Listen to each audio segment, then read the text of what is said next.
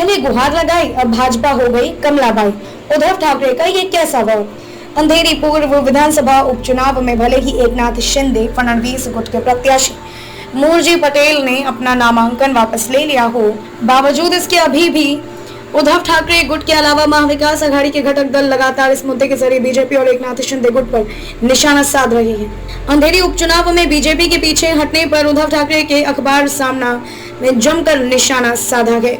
ठाकरे गुट ने बीजेपी को कमलाबाई बताते हुए कहा कि उपचुनाव में अपनी हार को देखते हुए और शर्मिंदगी से बचने के लिए कमलाबाई अंधेरी से भाग गई है। ठाकरे गुट बीजेपी को कमलाबाई इसीलिए कहता है क्योंकि उनका चुनाव चिन्ह कमल है। हालांकि जब तक इस चुनाव में बीजेपी का प्रत्याशी मैदान में था, तब तक उद्धव ठाकरे गुट और उनके अन्य सहयोगी दल महाराष्ट्र की परंपरा को बचाने और आगे बढ़ाने की दुहाई दे रहे थे।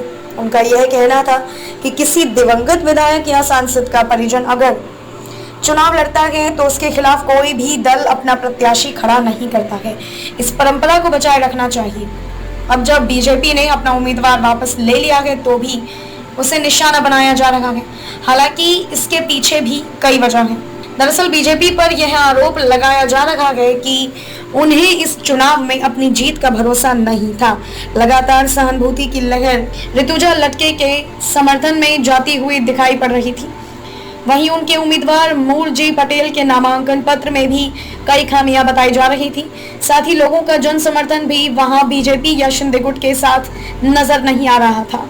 इसके अलावा सबसे बड़ी बात यह थी कि अगर बीजेपी इस चुनाव में हार जाती तो उसे सबसे ज्यादा नुकसान आने वाले बीएमसी चुनाव में होता।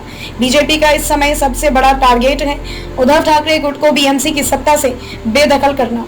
राजनीतिक जानकारों का मानना है कि इसी नफा नुकसान के आकलन के बाद बीजेपी ने अपने उम्मीदवार को इस अंधेरी उपचुनाव के मैदान से बाहर निकाला है।